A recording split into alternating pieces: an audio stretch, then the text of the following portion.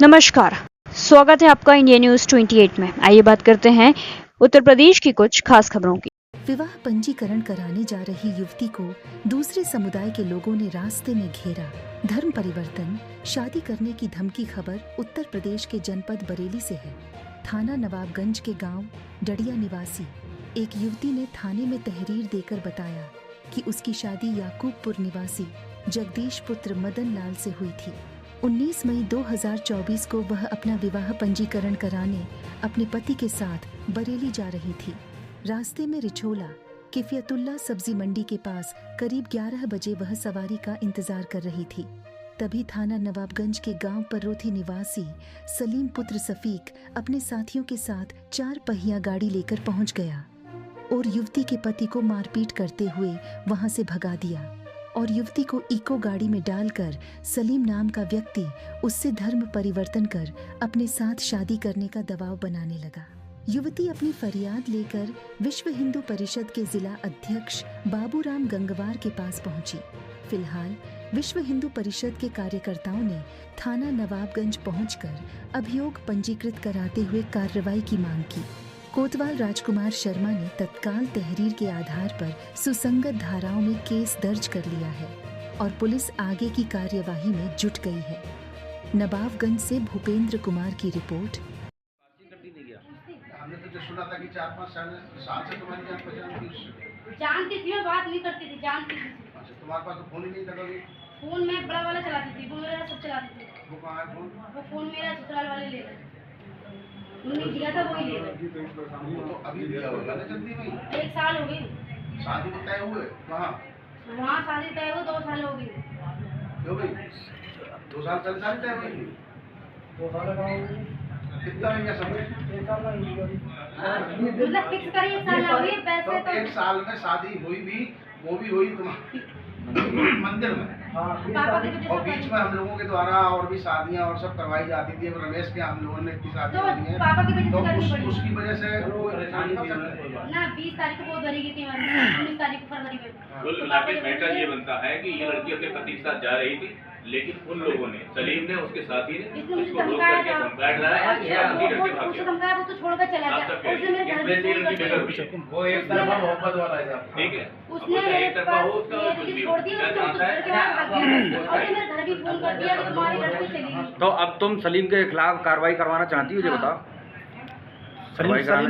सलीम साथ जाना चाहती हो या सलीम से रिश्ता तोड़ना चाहती हो? मुझे उससे कोई कल मतलब था ना, आज है। तो सलीम साथ क्या करना चाहती हो आप? कार्रवाई करवाना चाहती है तो या कोई अन्य भाषा व्यक्ति है, वो आएगा वहाँ पर, कोई व्यक्ति हो सकता है, वो आएगा वहाँ बैठा हुआ है, तो आपको हमारी बात को अटैक करेगा। बिल्कुल गलत बात भाई सर, ये उचित नहीं है। इस तरह की बात मैं यही शिकायत लेकर के आया हूँ। अगर हम लोग यहाँ पर आएंगे तो हम लोग साथ ऐसा बर्ताव होगा। हम लोग आएंगे बैठेंगे यहाँ करके कि आप अपना विषय लेके आपके पास आए थे। अब दीगर व्यक्ति कोई भी हो, तो प्रतिष्ठित है नहीं है, जनसेवक है नहीं है, आपके कोतवाली में उसके खिलाफ 2-4 मुकदमे चल रहे हैं। आप काफी समय से आप भी पहले बैठे हुए थे, मैंने आपको पहले बुलवाया था। पहले की बैठिंग नहीं थी, आपको मैंने बुलवाया था और इस उद्देश्य से बुलवाया था कि ये 2 सामाजिक समस्या मेरे सामने आई है। ये 2 सामाजिक समस्या जो मेरे आई है, इन सामाजिक समस्याओं का निस्तारण समाज का भी दायित्व बनता है कि इसको निस्तारित करना। आपको मैंने बुलाया था, आपके सामने मैंने अपना प्रस्ताव रखा, इसको बताइए आप हमारे समाज से इस मामलों को कैसे निस्तारित कर सकते हैं। अध्यक्ष जी, आपने इनको बुलाया, उस समस्या का निदान आप लोग नहीं कर पाए। जो हमारे यहाँ पे केस आया था महिला वाला, उस महिला के परिवार दोनों को हम बुलाने का प्रयास कर रहे थे, लेकिन उस महिला के परिवार जो थाने पर नहीं आ रहे थे, वो रुष्ट थे उस लड़की से, वो नहीं आए। काफ़ी प्रयास करने के बाद जनप्रतिनिधियों से मैंने बात की, महिला नीरू सागर किसी मामले में आई थी, मैंने उनसे भी रिक्वेस्ट की तो सरकारी मेरे जिला पंचायत के क्षेत्र का है, मैं इस गांव की इस महिला को जानती हूँ। मैंने कि आप अथक प्रयास कर लीजिए, यदि इस महिला के परिवारजन यहाँ पर थाने पर आ जाते हैं तो हमारी समस्या का हल हो गया। ये मामला तो और तो कुछ इसी बीच आ गए हमारे बीच में।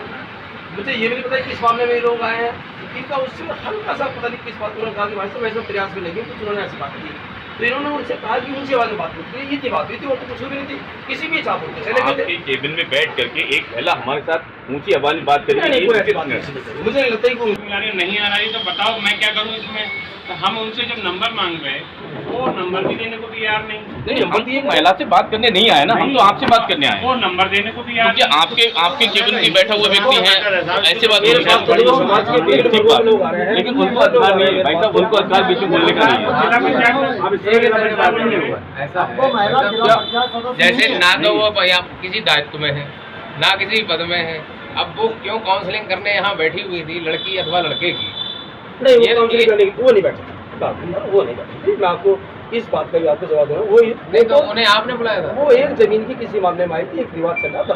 अच्छा, दोनों पक्षों को 8 बजे का मैंने टाइम दिया था, लेकिन उस बीच ऐसी हमारे पास 2 समस्या की, 2 महिलाओं की समस्या आ गई। एक शिकायत हमारे माननीय लोगों ने की थी, एक अपना आप आ गई थी। तो मैंने इनको आग्रह करके बुलाया था, मैंने कि आप यहाँ पर आइए, हमारे उससे आप संगठन से है तो आप आगे बैठी तो आपसे बात होनी चाहिए थी। नहीं, उसने उस महिला बात क्यों करके हुई? नहीं, इनसे कोई ऐसा विवाद नहीं हुआ, ये इनको हो सकता है ये उसी चीज से आहत है कि भाई कोतवाल से बात करने गए हम, और महिला जो कि मतलब हमको सीधा उनसे कोई मतलब नहीं है, और वो उस पक्ष में जो है बोल रही है। नहीं, कोई किसी पक्ष में नहीं होता। हमारा तो बड़ा ये था कि किस तरीके से समस्या का निस्तारण किया। तो इसलिए बोली क्योंकि भाई साहब मैंने खुद बात उनके पिताजी से करी है, और उन्होंने ये कहा, बोले वो नीरू सागर वहाँ पे है, उनका फोन आया था और इसी तरीके की बात, ये तो बात मानने के लायक नहीं है, क्योंकि रात ही बात हुई है, चेयरमैन साहब के सामने बात हुई है, स्पीकर ऑन करके बात हुई है, डाइवर्ट कर रहा हूँ, गलत तरीके से बात कर रहा हूँ, और मैं इसका साक्षात गवाह हूँ। उनके पिता ये भी बोले भाई मैं बहुत अक्षम हूँ, मैं तबीयत मेरी ठीक नहीं है, इस समय मैं नहीं आ सकता हूँ, ये भी बात हुई थी।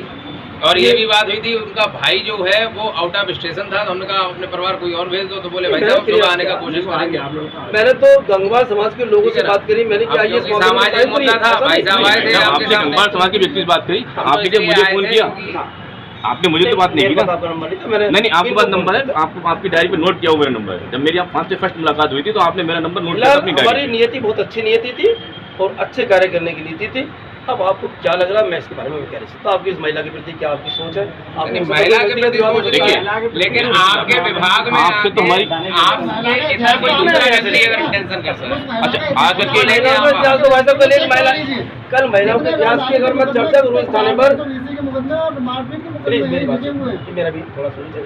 कल एक महिला हो रही थी, चेयरमैन चुनाव के लिए खड़ी थी, एक महिला को लेकर आई थी, वो एक लड़की को लेकर आई थी कि इसके साथ 4 लड़कों ने बदतमीजी कर दी है, छेड़खानी कर दी, ऑटो से उतार के कर दी। हमने उसकी जांच करी तो हमें उसका मतलब झूठा पाएगा। वो महिला भागी, हम बुलाने से भी नहीं आई हमारे पास, तो हम किसी के बारे में क्या विषय रख सकते हैं? थोड़ा सा बैकग्राउंड भी आप चेक करो कि